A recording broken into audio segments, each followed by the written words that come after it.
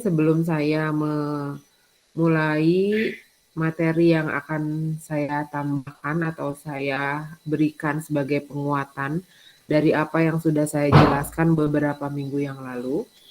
Hanya minggu yang lalu tidak menggunakan PowerPoint, sehingga mungkin agak abstrak penjelasannya, tidak bergambar gitu ya waktu kemarin.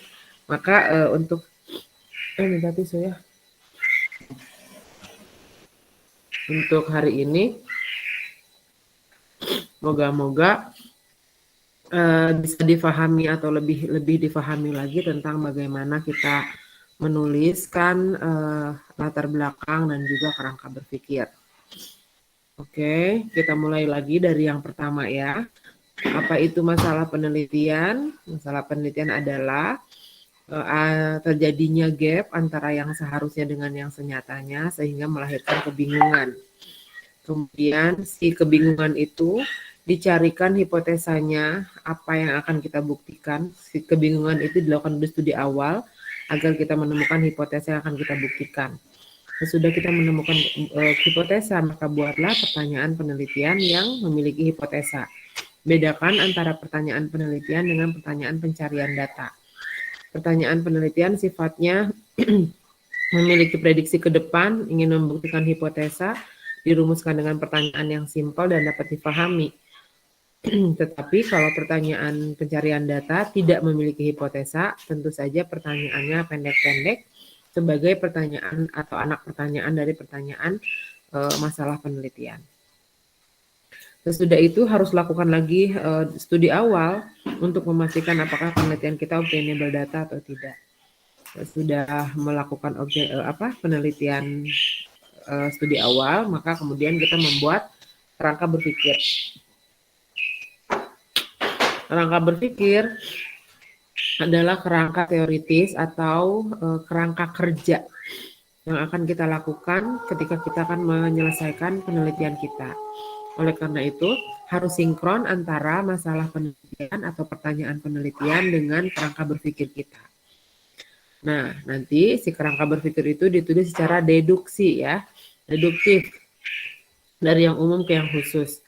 Yang poin pertama, nah ini nanti saya jelaskan ya di sini hari ini kita akan menjelaskan yang ini. Sebelum saya menjelaskan, silakan jika ada yang mau bertanya atau masih ada yang harus dikonfirmasi dari materi-materi minggu lalu. Silakan.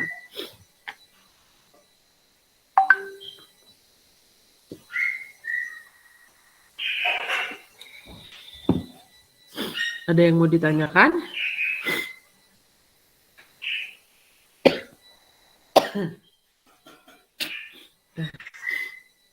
Baik, kalau tidak ada yang ditanyakan, saya langsung saja ya pada materi berikutnya, yaitu tentang teknik penulisan latar belakang dan kerangka berpikir. Sebelumnya silakan on cam semuanya, biar saya merasa tidak sendiri, tidak bicara dengan laptop, tetapi saya bicara dengan manusia-manusia yang siap belajar dan juga berinteraksi, merespon apa yang nanti saya tanyakan. Membuat kerangka berpikir itu bisa sekaligus membuat dengan latar belakang masalah ya, agar sinkron antara latar belakang masalah dengan kerangka berpikir. Nah ini pertanyaan penelitiannya seperti ini. Apa yang melatar belakangnya terjadinya? Ini contoh penelitian yang kemarin ya.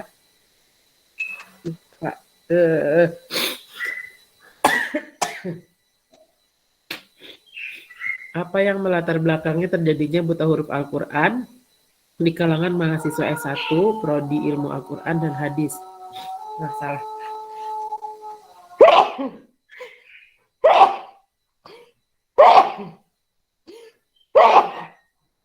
Allahu Akbar. Alhamdulillah.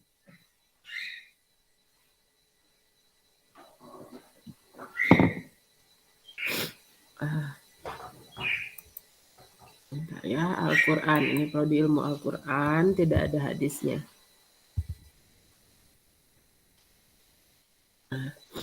Apa yang melatar belakangi terjadinya Buta huruf Al-Quran di kalangan mahasiswa S1, Prodi Ilmu Al-Quran dan Al-Quran angkatan 2018. Jelas pertanyaan penelitian yang pertama ini sudah memiliki hipotesa.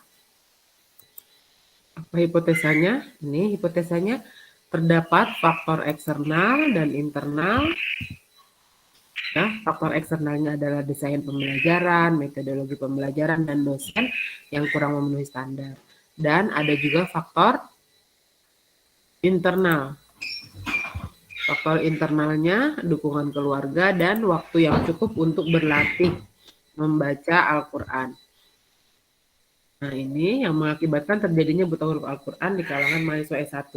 Saya ingin penelitian pertama ini, saya ingin membuktikan bahwa sebetulnya hal yang melatar belakangnya terjadinya buta huruf Al-Quran di kalangan mahasiswa S1 Prodi IAT angkatan 2018 itu adalah yang ini ya. Terdapat faktor eksternal dan internal yang mempengaruhi terjadinya pertanyaan nomor 1 yang ini. Lalu bagaimana solusinya untuk menurunkan angka buta huruf Al-Quran di kalangan mahasiswa S1? Nah, ini juga kalau dibuat hipotesanya sebetulnya saya ingin membuktikan terdapat solusi yang bisa ditawarkan untuk menurunkan angka buta huruf Al-Quran dengan cara memperbaiki penyebabnya. Nah, ini terdapat solusi yang bisa ditawarkan untuk menurunkan angka buta huruf Al-Quran di kalangan mahasiswa IAT S1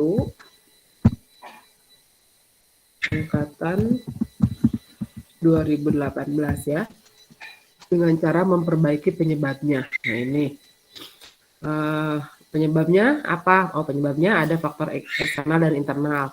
Ada desain pembelajaran yang mungkin kurang baik, metodologi yang kurang baik, kemudian dosennya tidak memenuhi standar. Terus yang dari internalnya tidak ada dukungan orang tua, tidak ada ketercukupan waktu untuk mengulang atau berlatih. Nah, untuk berlatih bagi mahasiswa sehingga terjadi berlatih untuk membaca Al-Quran tentunya. Nanti kalau misalnya ada faktor lain mungkin juga di sini bisa ditambahkan misalnya tidak ada teman yang mendukung, semua temannya ngajak main terus, main game, misalnya bukan mengajak membaca Quran. Nah, sekarang dari mana Ibu dapat hipotesa itu? Kok Ibu tahu? Nah, ini yang hipotesa ini saya dapatkan dari berbagai makalah ataupun artikel atau penelitian orang lain yang sebelum saya. Nah, nanti semua ini saya dapatkan, lagi-lagi ya saya ulangi, saya dapatkan semua ini karena saya dapat dari semua literatur yang saya baca dari waktu studi awal ya, waktu saya pertama kali menemukan masalah kebingungan, kok ada mahasiswa IAT yang nggak bisa baca Quran. Nah, kemudian apa sih hubungannya dengan latar belakang? Nah, ini dilihat teknik menyusun latar belakang. Nah, ini seperti segitiga terbalik kata saya minggu lalu. Kenapa segitiga terbalik dan apa saja isinya? Yang pertama isinya adalah kesenjangan antara yang seharusnya dan yang senyatanya. Harusnya mahasiswa IAT itu sudah atau mahasiswa UIN secara keseluruhan sudah mampu membaca Al-Quran dengan baik. Pada kenyataannya saya menemukan kenyataan bahwa tidak semua mahasiswa itu bisa membaca Al-Quran dengan baik. Siapa saja itu? Di antaranya adalah Prodi IAT S1 dengan angkatan 2018. Nah, ini saya ungkapkan semuanya di sini ya. Si kesenjangan itu bentuknya apa saja? Yang pertama bisa berdasarkan waktu kita ngomong tentang apa yang seharusnya ya, waktu kita ngomong apa yang seharusnya ini,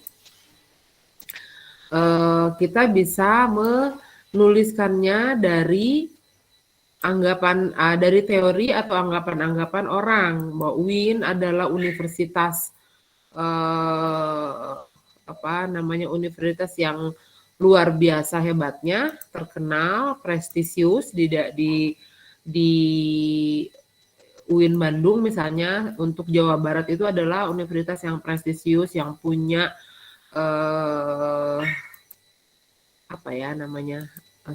prestasi yang luar biasa, misalnya menjadi urutan kampus terbaik nomor berapa itu, nomor 6 ya, dari versi bibliometrik dan juga dari versi Kemendikbud. Nah ini, tapi pada kenyataannya gitu ya, dan nanti lulusan UIN biasanya bergerak pada bidang agama. Umumnya orang menganggap bahwa UIN itu ibaratnya mesin penghasil para ahli agama. Tapi pada kenyataannya di dalamnya ditemui tidak semua mahasiswa UIN itu bisa membaca Al-Quran, dan itu ditemui lagi di Prodi IAT S1 angkatan 2018 sejumlah 118 anak tidak bisa membaca Al-Quran atau dalam tanda kurung misalnya buta huruf Al-Quran. Nah, nanti disebutkan buta huruf Al-Quran adalah sebuah ukuran untuk mengukur, sebuah standar untuk mengukur kemampuan seseorang bisa membaca itu Al-Quran atau tidak, dengan indikator satu, bisa mengenal huruf, bisa membunyikannya dengan benar, membacanya dengan kaidah tajwid, memenuhi standar makhraj huruf, kemudian yang terakhir mampu menulis Al-Quran, mampu menulis ayat suci Al-Quran, misalnya itu ya standar buta hurufnya. Nah, ditemui bahwa tidak semua mahasiswa IATS 1 prodi IATS 1 angkatan 2018 memiliki kemampuan seperti itu. Oleh karena itu, penulis menyimpulkan bahwa terdapat angka buta huruf Al-Quran atau terdapat mahasiswa yang buta huruf Al-Quran di IAT. Nah, itu udah mulai kesenjangan ya, kita munculkan kesenjangan. Ini yang merah. Lalu poin kedua, yang ini yang hijau, ini adalah temuan datanya secara detail kita sebutkan. Misalnya hasil pengamatan penulis atau hasil survei yang penulis lakukan dengan cara mewawancarai atau membuat angket, ditemukan atau berdasarkan data dari fakultas misalnya, ditemukan ada 118 anak dengan jenis mahasiswa dengan jenis kelamin 100 misalnya 90 laki-laki dan sisanya perempuan. Prodi IAT memiliki masuk pada kategori mahasiswa yang mengalami buta huruf Al-Quran. Nah, data ini diambil berdasarkan misalnya laporan unit tahsin kepada dekan misalnya gitu. Nah, itu disebutkan di sini ya. Lalu kemudian disebutkan juga alasan memilih topik, kenapa kita memilih topik ini. Misalnya kita bilang bahwa seperti yang sudah diungkapkan di atas bahwa mahasiswa UIN yang kelak kalau dia keluar akan bergelar sarjana agama, tentu pandangan masyarakat bahwa mereka sudah mereka adalah orang-orang yang mumpuni ya di bidang agama. Sedangkan kenyataannya, nah itu oleh karena itu menurut penulis menarik untuk diangkat penelitian ini karena penelitian ini akan berhubungan dengan beberapa kritik internal pada UIN ataupun juga menjadi masukan untuk pengelola prodi agar tidak lagi terjadi hal-hal buta huruf Al-Quran, atau bisa saja menjadi peluang pada pihak lain yang mungkin bisa bermitra dengan fakultas untuk membantu masalah ini. Nah, itu misalnya. Pokoknya ungkapkan semua alasan memilih tema, dan sebaiknya alasannya itu enggak cuma alasan asal ngecap ya, tetapi juga harus berdasarkan data. Misalnya seperti yang penulis sudah temukan bahwa misalnya Ketua Prodi IAT sangat terbuka untuk melakukan hubungan internal gitu ya, ataupun bekerja sama dengan pihak-pihak luar untuk membantu menangani masalah ini. Nah itu nanti footnote, kapan kita wawancara dengan Ketua Prodinya dan segala macam. Pokoknya yang hijau ini intinya alasan memilih tema dan topik. Nah, kalau sudah terasa seperti ini, apa yang seharusnya sudah terasa, kemudian alasan memilih sudah terasa langsung pada masalah penelitian. Oleh karena itu kiranya dapat dipahami pertanyaan penelitian ini akan diturunkan pada pertanyaan masalah penelitian ini akan penulis turunkan pada dua pertanyaan berikut ini. Nah, itu dua pertanyaannya apa? Yang tadi yang ini nih. Tuh, yang ini ya. Sebelum menurunkan pertanyaan ini kan kita udah punya ini hipotesa. Nah, si hipotesa ini bisa diungkapkan di sini di yang hijau bisa nih. Ya, atau bisa juga diungkapkan di sini di awal di yang merah. Nah, biasanya misalnya gitu, jika buta huruf Al-Qur'an ini menjadi persoalan akademik, nah biasanya si Anu berkata bahwa ada hubungan timbal balik antara desain pembelajaran dengan keberhasilan. Itunya siapa tuh, penelitian siapa, metodologi Anu dan selanjutnya ya. Nah, ini sampai sini dulu deh. Ada yang mau ditanyakan?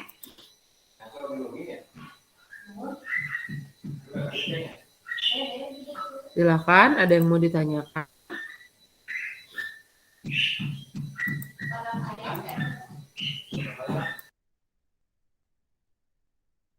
Bisa bertanya, Bu?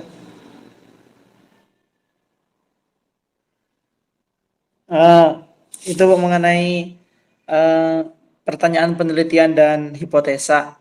Jadi sebelum kita menentukan pertanyaan penelitian, berarti yang pertama-tama harus kita lakukan terlebih dahulu setelah studi awal itu adalah hipotesa dulu, Bu ya? Merumuskan hipotesa dulu atau bagaimana, Bu? Ya, merumuskan hipotesa terlebih dahulu, lalu kemudian menurunkan pada pertanyaan penelitian. Dari hasil studi awal itu, karena pertanyaan penelitian itu ya rahasianya nih, disesuaikan dengan data. Kalau data yang ada di kitanya nggak cocok ya jangan. Makanya kalau saya uji skripsi, suka ada skripsi yang tidak sinkron antara judul dengan data yang ada. Itu yang diubah adalah pertanyaan penelitiannya disesuaikan dengan data yang ada. Gitu. Daripada ngerubah judul di riweuh, nyari data lagi baru, mendingan mengubah pertanyaan penelitian sesuai dengan data yang ada. Kalau saya pengujinya, biasanya begitu kalau ada ketidaksinkronan.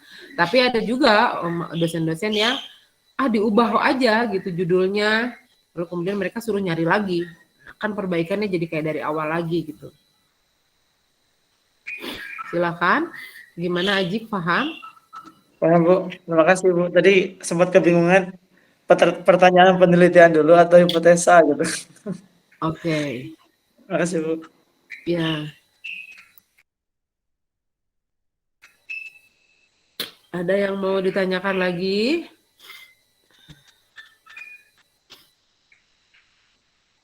Baik, kalau tidak ada saya lanjutkan ya.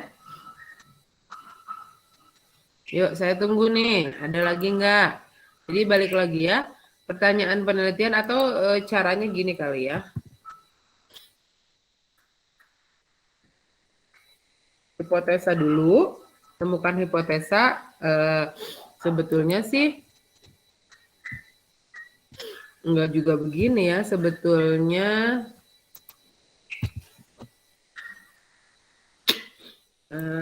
gatal hidungnya.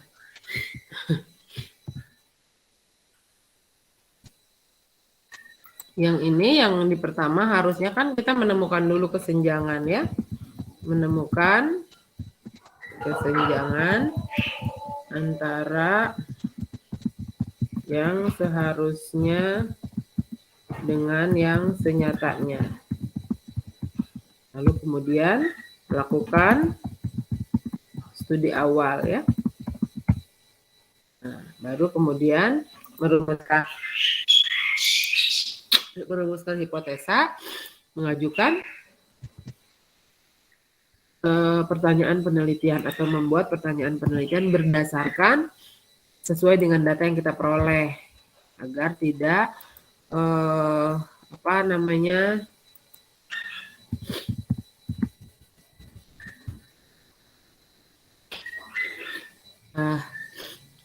ampun deh kalau udah lagi gini tuh, Masya Allah, Alhamdulillah. Lanjutkan ya. Gimana? Dilanjutkan atau enggak? Ada yang mau nanya enggak? Lanjut aja. Bentar, pengen bersih dulu.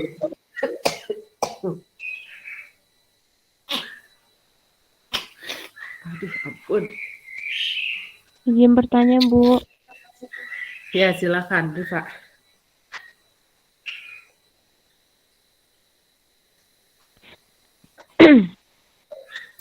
Kalau untuk template laporannya, kita bisa melihat dari yang cutting, Bu, atau bagaimana? Jadi masih bingung untuk template penulisannya, sistematikanya, Bu. Itu bisa dilihat di buku pedoman. Pedoman penulisan skripsi dan tesis yang ada di UIN.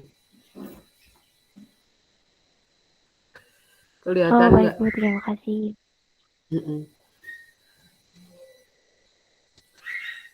Di mana buku ini saya dapat? Ya dari fakultas ya. Biasanya, kelihatan nggak sih?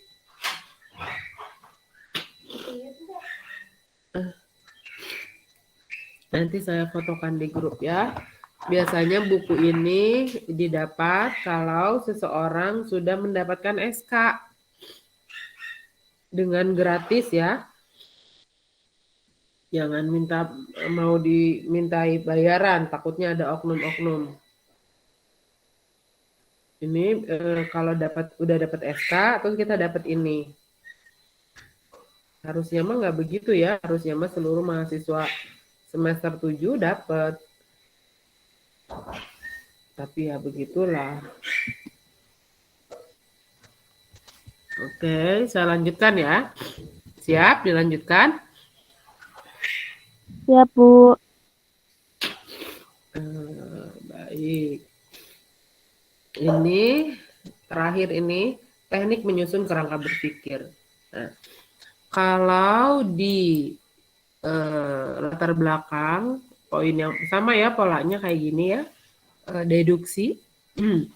Kalau di latar belakang kita menulis kesenjangan antara yang seharusnya dan tercatat di awal, nah maka di sini kita menuliskan teori, definisi, ngetik lepatnya, definisi dan konsep tentang faktor internal dan eksternal, juga solusinya. Nih, ini kan artinya kerangka berpikir itu selalu berkaitan dengan pertanyaan penelitian kita.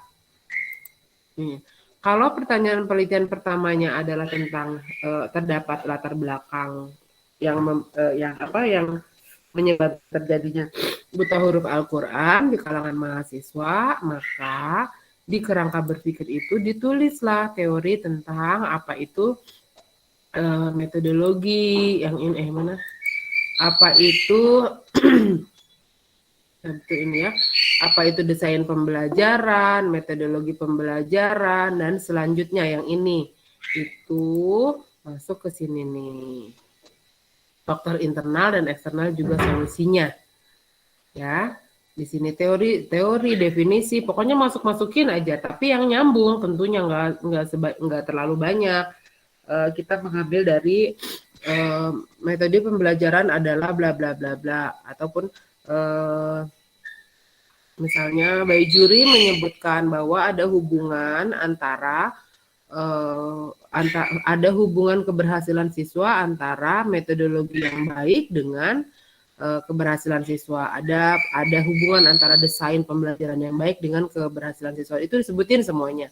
Inilah yang disebut faktor-faktor eksternal misalnya ya. Metodologi pembelajaran adalah meliputi bla bla bla bla.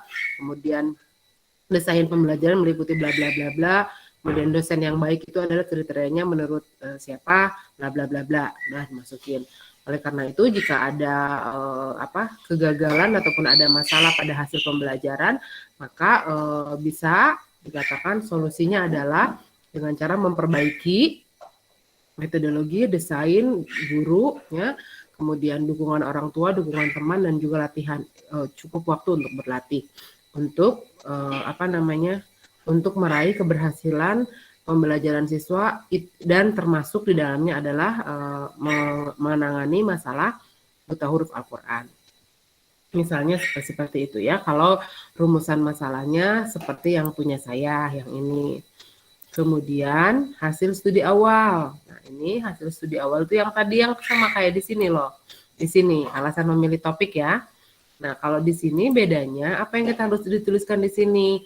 Kita akan bilang bahwa mahasiswa IAT jumlahnya adalah 600 orang. Dari 600 itu ada 118 anak yang dideteksi mengalami buta huruf Al-Quran dengan misalnya nih detailkan dengan standar dengan ragam berikut ini. Mampu membaca tapi tidak mampu menulis berapa orang, jenis kelaminnya berapa, kemudian mampu menyebutkan huruf tetapi belum terampil membaca dengan menggunakan kaidah tajwid itu berapa orang. Nah, ini dimasukkan di sini semuanya. Kalau kalau masalah penelitiannya seperti yang saya lakukan ya. Tapi kalau misalnya masalah penelitiannya itu tentang living Quran, ini disebutkan di sini. Misalnya kita meneliti tentang living Qurannya, tentang bagaimana konstruksi relasi perempuan, relasi adil gender di kalangan dosen di IAT misalnya ya, dosen pasti di IAT. Itu harus kita sebutkan di sini. Berapa jumlah dosen seluruhnya, berapa mata kuliah IAT, berapa perempuan, berapa laki-laki, berapa jumlah orang yang sudah paham tentang adil gender yang dalam Al-Quran, berapa yang tidak paham itu kategorinya apa gitu ya. Itu harus misalnya pada ayat penciptaan hampir seluruhnya sesuai dengan teori relasi gender, bahwa perempuan dan laki-laki itu atau perempuan tidak diciptakan dari tulang rusuk yang bengkok sebelah kiri dari Nabi Adam, misalnya gitu. Tapi untuk poin ayat-ayat yang hubungannya dengan talak misalnya atau dengan waris, mereka berbeda pendapat. Berapa orang yang hanya paham bahwa waris itu harus laki-laki satu perempuan setengah, tapi ada juga yang membolehkan menyamakan. Nah, ini umpamanya itu kalau rumusan masalahnya ya. Jadi tergantung pada rumusan masalah ini studi awal. Lalu lalu yang terakhir ini kemungkinan kesimpulan. Kalau pertanyaan penelitiannya baik lagi, kayak yang punya saya ya, ini biar gampang. Nah, kayak gini, maka yang saya cari itu apa? Oh, saya sedang mencari apa yang melatar belakangi terjadinya hal yang tadi dan bagaimana solusinya. Maka dikemukakan di sini kesimpulannya, kemungkinan kesimpulannya. Nah, berdasarkan pada data yang ada di warna hijau ini ya, dan data yang ada di sini, maka kemungkinan ataupun penulis hasil penelitian ini akan menemukan beberapa penyebab dari faktor eksternal dan internal yang mengakibatkan tingkat buta huruf Al-Quran di tengah masyarakat, di kalangan mahasiswa IAT S1 angkatan 2018, dan ditemukan juga solusi untuk solusi untuk menangani masalah tersebut. Nah, itu solusinya apa misalnya. Jadi di sini nih sudah dijelaskan kemungkinan hasil penelitian kita sudah dijelaskan. Oleh karena itu, proposal yang baik adalah proposal yang jika dia tertinggal di kantin, itu udah bisa dilakukan orang. Karena di sini sudah jelas, kudu kieu. Karena dosennya perempuan, contohnya bikin kue aja ya. Jadi bahannya udah jelas nih dari sini, dari latar belakang. Ini bahannya udah jelas, ini semua bahannya semua ada. Kemudian ini bagaimana cara meramunya. Nah, ini di sini ada. Tinggal menentukan nanti metode penelitiannya dan juga teknik pencarian datanya seperti apa. Begitu. Ada yang mau ditanyakan?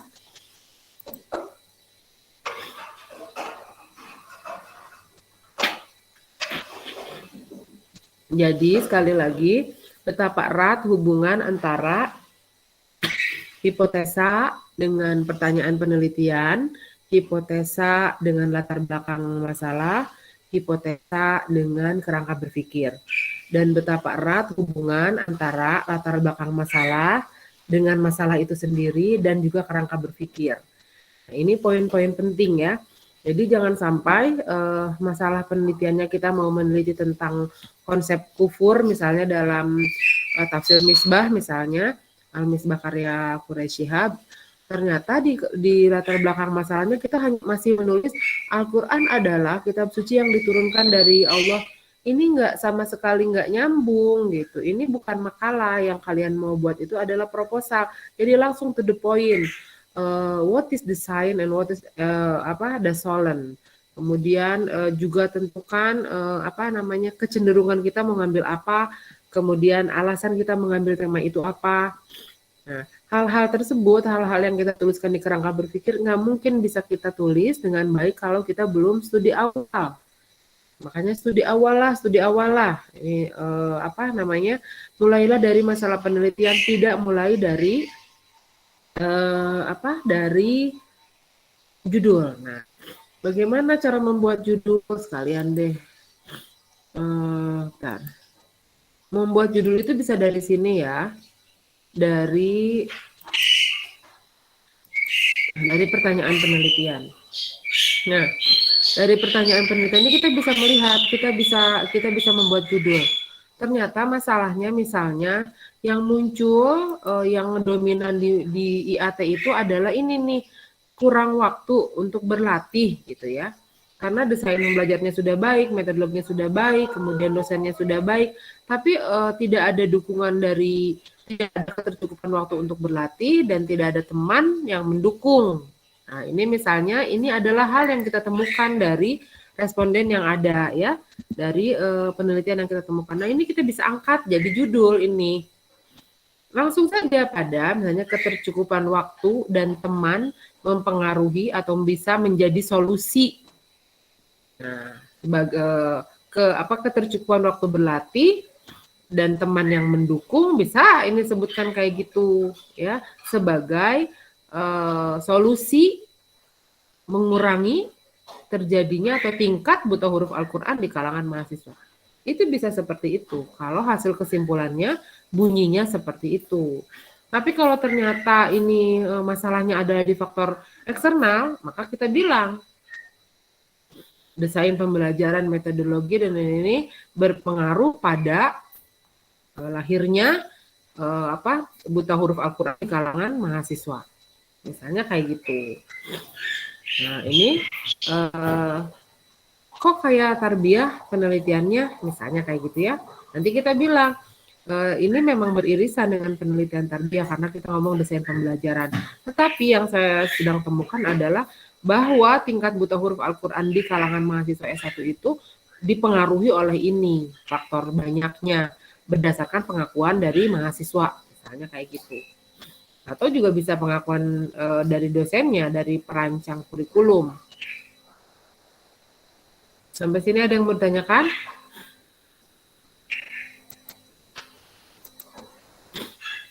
Yuk. Jadi sih jangan dulu mulai dari judul ya, itu akan tersesat karena kita nggak tahu datanya ada apa enggak. Itu percayalah pada saya yang sudah banyak menemukan hal-hal seperti ini. Sekarang saja sedang saya menghadapi satu mahasiswi yang pengen cepat lulus kelihatannya karena memang sudah sampai bab 4, tapi dia meneliti seorang tokoh yang nggak punya biografi. Biografinya nggak dia temukan. Kan nggak bisa. Dia hanya menemukan itu di YouTube, kemudian juga ada bukunya yang diterjemahkan tentang aurat, batas aurat perempuan dalam kitab tafsirnya. Kitab tafsirnya sudah diterjemahkan, tetapi ketika ditanya kepada penerbitnya nggak bisa ngasih solusi siapa biografinya, dan dia cari jurnal di mana-mana nggak ada biografi tokohnya. Saya tetap kekeh karena harus tahu biografinya, karena jangan-jangan ini fiktif gitu, jangan-jangan tokoh ini cuma mau mengecoh doang. Nah, tapi ada Bu di YouTube-nya, ada Bu foto-foto di YouTube-nya gitu, bahwa itu orangnya yang ini ya. Kita kan nggak bisa tahu ya, nggak bisa memastikan apa ya betul gitu, sehingga sampai hari ini belum bisa ujian karena masih ada data yang tidak cukup. Sebab kenapa ini? Karena mereka melakukannya dari judul dulu, nggak studi awal dulu, akhirnya kayak gini. Kemudian juga ada mahasiswa yang mau sidang nih, yang bilang bahwa Bu Gening, ternyata di dalam tafsir Al-Alusi itu pendekatannya Bu, saya bilang kan pendekatan tasawuf kata dia, tapi ternyata kebanyakannya bahasa. Nah, terus gimana kata saya teh gitu ya? Kamu tahu dari Al-Alusi itu sufi dari mana? Apa alasannya? Saya dengar-dengar aja. Nah, itu juga jadi persoalan. Makanya studi awal, akhirnya apa? Dua anak ini kemungkinan ganti judul skripsi, nulis lagi dari awal, dan kemungkinan juga lama lagi. Dan yang jelas mentalnya sudah down ya, karena yang lain sudah wisuda. Dia harus ulang dari awal. Kata saya, ya udah nanti saya ngomong ke jurusan, nggak usah ujian proposal. Nanti saja masalah penelitiannya. Udah masalah penelitiannya itu nggak apa-apa deh, yang penting objeknya, jangan tokoh itu, karena si tokoh itu nggak ada biografinya. Terus kata dia ngerayu saya, Bu, saya mau nulis skripsinya pakai yang itu aja deh, apa namanya, makalah ya, artikel. Saya konsulkan ke Pak Ecep, kata Pak Ecepnya sok we dicobian, cina gitu. Dan ternyata penulisan artikelnya juga dia acak-acakan cara nulis artikelnya. Butuh lagi bimbingan dari awal dari saya. Akhirnya kata dia, Bu kok jadi susah lagi? Karena nulis artikel itu harus dipilih bahasa yang detail ya, bahasa referensi yang bagus, kemudian shocking statement di awal itu harus jelas, betapa harus ringkasnya dalam abstrak dan dalam pendahuluan.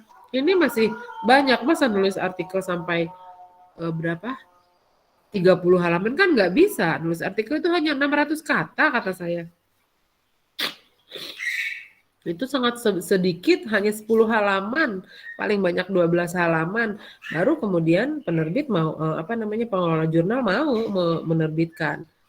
Nah, ini persoalannya gitu. Dibimbing ngeluh, nggak dibimbing pengen bimbingan, tapi karena hanya itu masalahnya, karena dia nggak punya data tentang biografi si tokohnya.